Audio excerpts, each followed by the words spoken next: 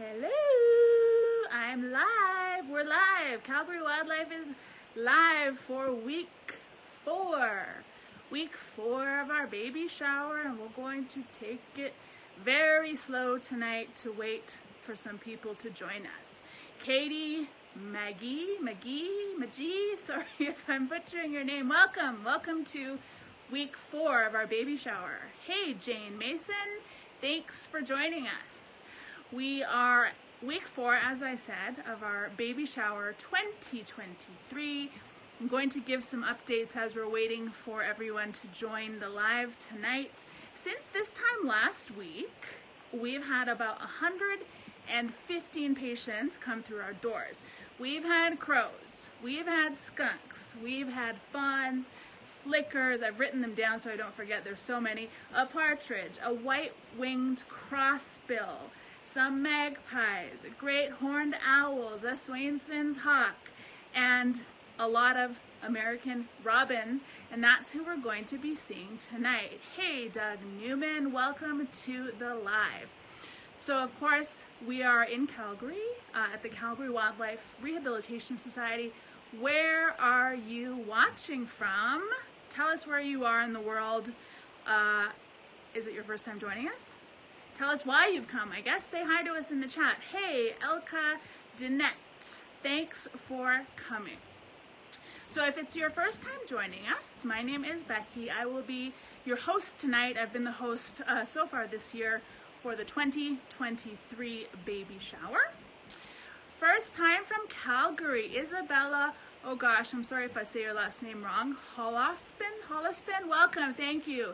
Liz Leva is here. Liz, we were waiting for you to join us tonight. We remember last week you were in the live also asking about the American robin, so thank you for coming tonight because those are the babies we are featuring this evening. Thanks, Liz, and welcome.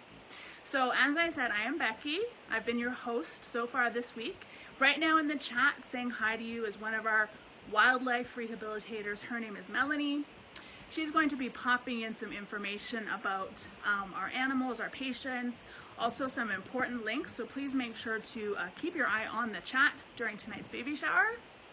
Also joining us this evening is one of our wonderful wildlife rehabilitators. Her name is Vienna.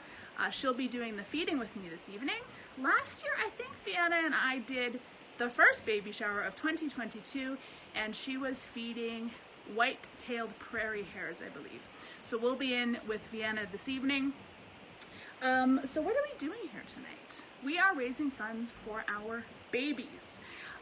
You know, at this time of year, we take in 5 to 6 times the amount we would in the off season. So we are here to try to raise money to help them get the nutrients and food and supplements they need to get back into the wild. So we have lots of great ways for you to do that tonight. I've seen Melanie has just popped into the chat a link for raffle box. That is our 50-50. It is already close to $10,000. From this time last week until tonight, we've gone up about 4K. So thank you so much to everyone who bought tickets, who's been selling for us, so our staff and volunteers. Fantastic. So we have another about 12 days to keep buying tickets and get that pot up to $20,000. I know we can do it. So please don't forget to get your 50-50 tickets. The second way you can help our wild patients is to donate via that link that Mel just popped in the chat. That is the baby shower donate link. So starting right now, the first 10 donors of $25 or more until 10 p.m. tonight, 9 p.m. tonight, 9 p.m., will be sent a special thank you for donating gift in the mail. Now, I'm embarrassed to say that last week and the week before, actually, I forgot to mention that our top 3 donors to the baby shower of the whole, 5 weeks, the whole month, will be sent an extra special thank you gift in the mail full of wonderful wild animal photos. And I'll tell you right now, it's not a calendar. It's not a calendar, only the top 3 donors of the whole 5 weeks, okay? So that's via the dedicated baby shower donation link that Melanie has popped into the chat. So enough about me yabbering on. We are here with a very special shower this evening. We are going to be taking you through some different stages of the American robin. So we're going to be going into 2 different spaces tonight. Right now we're in our administrative trailer. We're going to be starting with nestlings, and then we're going to move on to the second stage, which is fledglings. And joining us, as I mentioned this evening, helping us with our feedings, is one of our wonderful wildlife rehabbers, that's not a word, rehabbers, and her name is Vienna, and I'm just gonna flip you over to Vienna. Hey Vienna, how's it going? Good, how are you? Good, I think everyone's good. We have people giving us thumbs up. Edith is watching. Who else is watching? Tons of people have been watching. Leanna Bigger is here. Isabella is here. Yeah, so we've got lots of people watching, giving us thumbs up. Super excited to be joining us this evening. So thanks for doing this. Before we get to the feedings, could you just tell us a little bit about some of the robins we're going to be seeing tonight?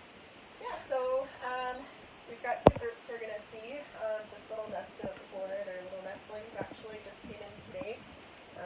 They came down a tree that an arborist cut down, and they didn't see them, but thankfully they brought them into us, which is exactly what they should have done, just because the mother won't return to them now that their nest has been destroyed. And then our older guys in the gazebo, they've come in for various different reasons. Most of them came in as singlets. We have some that were caught by cats. I think we have one caught by dog. I think we have 1 or 2 window strikes, and then other ones are just nest destruction, or maybe mom hit a window and died, and then they're orphaned that way. Wonderful. I'm just going to quickly flip back to me. I forgot to mention at the start tonight that since beginning of April, we've had about 54 American robins come through our doors. So I think we have, you know, about a dozen, a bit more right now. So we're going to be seeing a few different ones, as I mentioned. Thanks, Vienna. Back to you. So that's a bit about the different ones we're going to be seeing, which means I imagine they'll be eating different types of food. So can you tell us, I guess, what we'll be feeding these guys, and then once we go outside, what we'll be feeding the older guys? Yeah, so these little guys, when they came in, we always assume that wildlife is at least mildly dehydrated. So we always start with hydrating fluids, and then once they're past that, when they're in this nestling stage, we actually give them something called Missouri hand feeding form. And it's essentially this slurry that has all essential nutrients and vitamins that they need to grow up healthy and strong. And then once they start getting their pin feathers in and they're a little bit bigger and they can start foraging on their own, we'll start tweezer feeding, and essentially that is to start to incorporate their natural diet into them. And that'll be things like berries, maybe hard-boiled egg, lots and lots of mealworms. Amazing. So what's the, I guess again, same thing, different ages, depends how often they eat. So how often would these little nestlings eat, and how often would the fledglings eat while they're in our care? So when they're this age, when they're little naked babies, they will keep us up for 12 to 13 hours a day, and we'll be feeding them every 15 minutes. And they'll get 15-minute feedings every single day until they start to get some pin feathers in, and then they graduate from an incubator to a cage. Once they start getting a bit bigger and they're not gaping as much, then we can start bumping them out to maybe every 20 minutes. And if their weight stays the same or goes up, then we will continuously bump it and bump it and bump it every 10 minutes. And then as soon as they start pecking on their own, then we can really start bumping it and kind of wean them off that way. The guys in the gazebo, you'll see there every 30 minutes. And just back to me for 1 second. So you guys can imagine how busy our rehabbers are, especially during the nestling season. We're having to feed these babies, you know, every 15 minutes. It's nonstop. So a huge shout out to all of our staff and volunteers who are helping in the clinic at this time of year. Okay, I think that's it for now. I'm sure everyone's waiting to see these adorable little things. Tammy Hambrook has just joined us. Hey, Tammy. All right, are we ready, Vienna? Yep. All right, I'm going to flip back over to you. And we're going to be, silent. I forgot to mention that. We're going to be silent going in, but Mel will be in there giving you lots of fantastic information. So here we are, voice is quiet. Yeah, so they're in an incubator right now, and they're kept at usually 32 to 35 degrees constantly. And same thing with their formula. I have to keep the formula at the same temperature as their body. We don't want them to get too cold, and we don't want them to get too hot. So I'm just going to mix it up a little bit.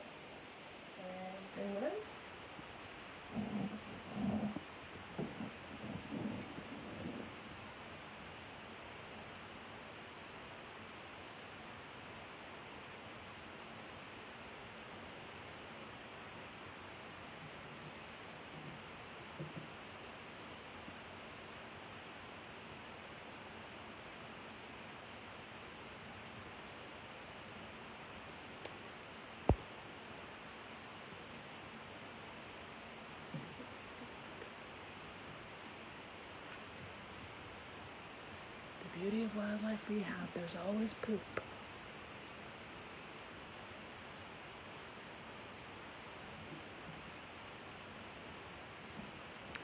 Thank you, Vienna. And there's something else that we actually wanted to show the viewers.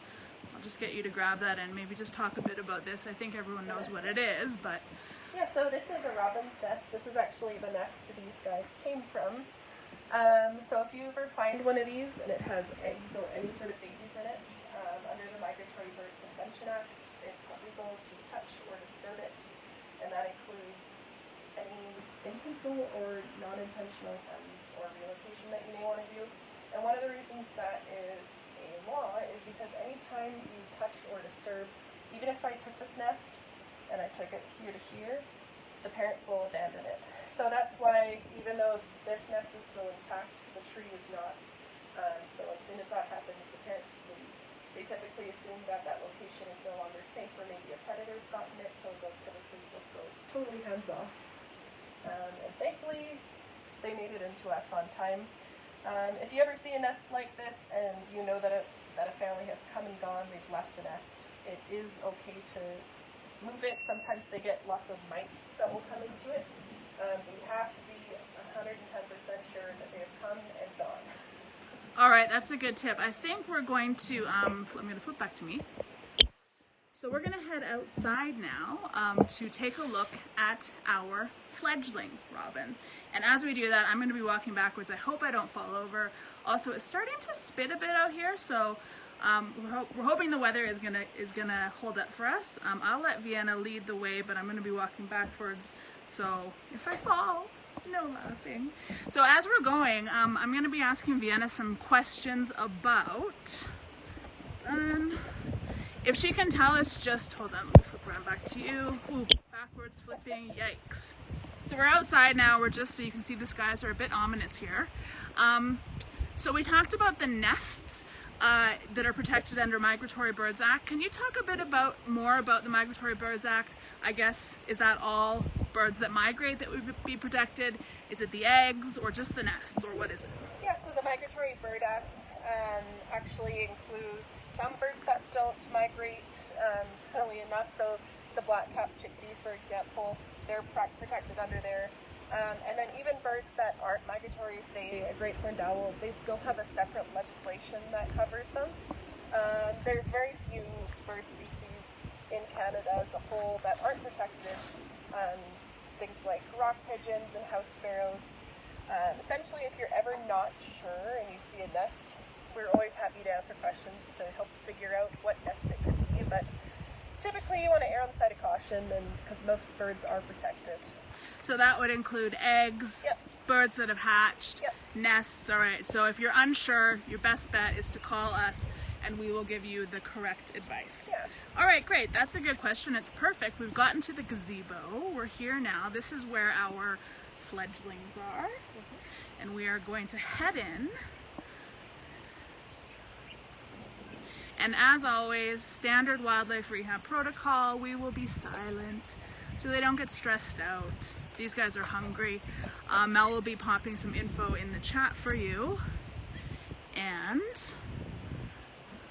our voices become silent now. Ooh, awkward. Squish in, make sure we lock the door. There we go.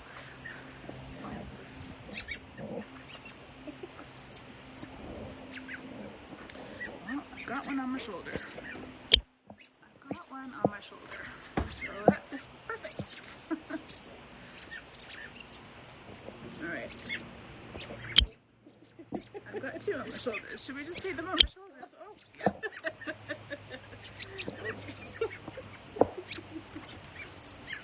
All right. Safe to say they're hungry.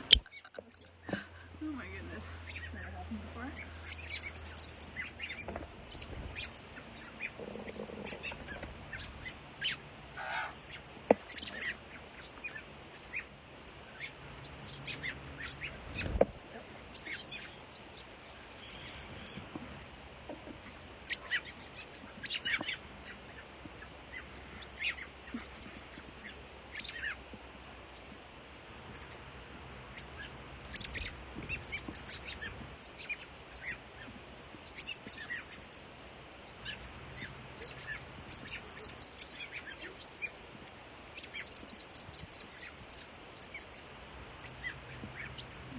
flip that dish so you can get them down. I try not to reward this behavior. Yeah. But it's fun. It's fun.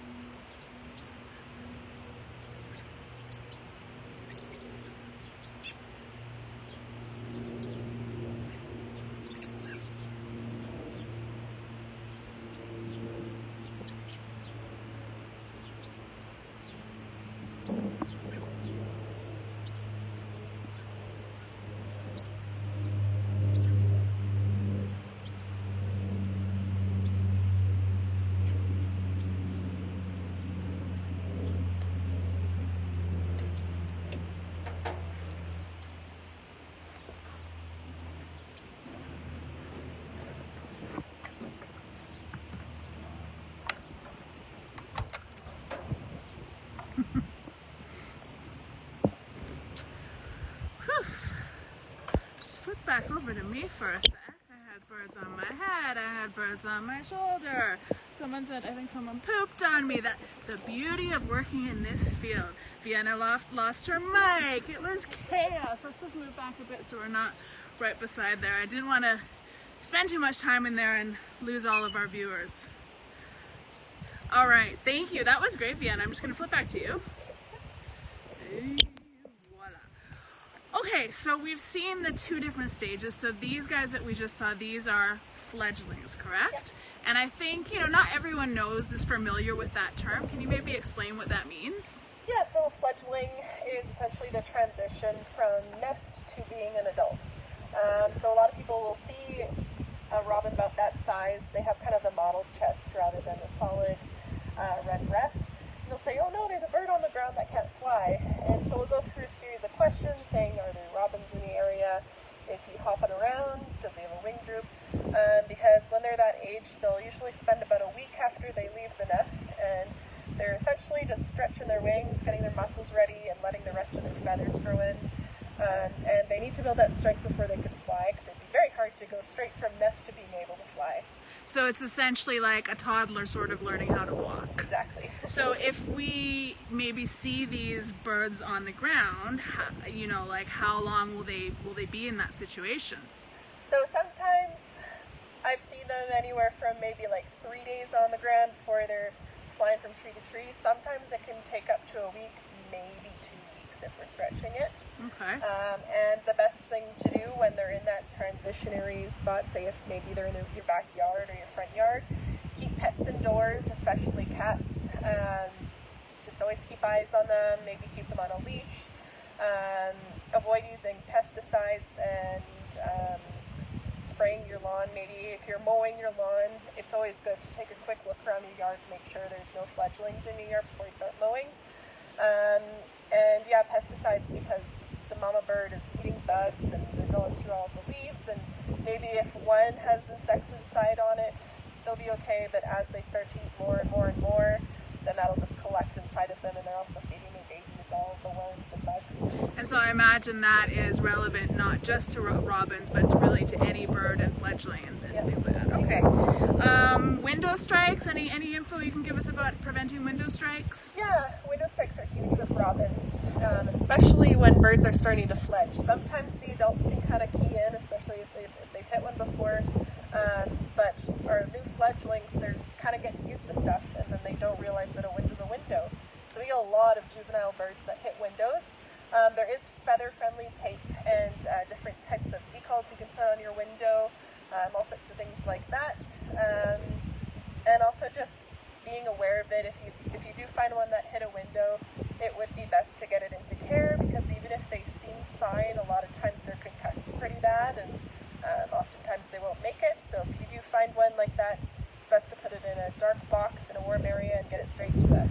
Yeah, I think that's a myth. People think, oh, they've flown off, they're going to be okay, but like you said, often they can be concussed and then in the end not make it. Okay, the weather is starting to shift. I feel it. I think the rain is coming. Last question for you tonight, Vienna. I know you're busy. Thank you so much for taking time out of your busy schedule tonight to do this. What is the monthly cost to feed one of those robins while they're in our care? The rough cost is about $75 per robin, and we're usually getting hundreds of those through our door every season. Awesome, thank you. All right, that's awesome. Thanks, Vienna. I don't know if we have to go back and feed the rest of those guys. I'm going to flip back down to me again. Thanks, Vienna. That was great. So $75 a month just for one. We have, you know, tons in our care, and those are just for the robins. We have other animals, other patients. Like I said, our fundraising goal this year is $30,000. It's about 10 grand a month for food, vitamins, supplements, nutrients for all of our patients, you know, to get them strong, healthy, you know, and ready to be released back into the wild. So our goal this year is $30,000. The ways that you can do that, mentioned at the beginning, I'll mention it again. So the 50-50 raffle, close to 10 grand. Thank you so much for buying tickets. It goes until next Friday the 14th. The draw is on the 15th, so remember, the more you buy, the more comes to our animals, but also you have a better chance of winning. Please tell your friends, tell your family, pester your co-workers, you know, all for the name of wildlife rehabilitation. The second way is in that baby shower donation link that Mel is putting into the chat. The first 10 donors of $25 or more from when we started until 9 p.m. tonight will be sent a thank you for donating gift in the mail, limited edition. And as I said, silly me, I forgot to mention the top 3 donors of the whole shower. So that was from when we started 4 weeks ago until when we end, which is going to be next week. The top 3 donors of the whole month will be sent an extra special limited edition gift in the mail full of wild animal photos. It's not a calendar, You only get it by donating through that donation link Melanie just popped in the chat. I see it now. So thank you everyone for joining us. We were going to end our shower this evening. However, we're going to extend it for one more week. We're not sure who we're going to be spotlighting next week, but it will be someone, an animal, fantastic. So we have a bit more time to get to our goal of $30,000. So same time next week, 7 p.m., same place, on the beautiful Calgary Wildlife Rehabilitation, say hi Vienna, rehabilitation site in Calgary. And yeah, just keep your eyes on our socials. We'll announce that later today, or sorry, later this week. If you haven't already signed up for email notifications, please go to our website. That means you'll get all of our news straight to your inbox, so you won't miss anything. And that's it, everyone. Thank you so much for joining. Thank you for donating, and thank you for supporting wildlife rehabilitation in Southern Alberta. We cannot wait to see you. Cecilia Keys, thank you so much for coming. We can't wait to see you next week. Thanks, Isabella. Mwah, from all of us at Calgary Wildlife. See you next week. Bye.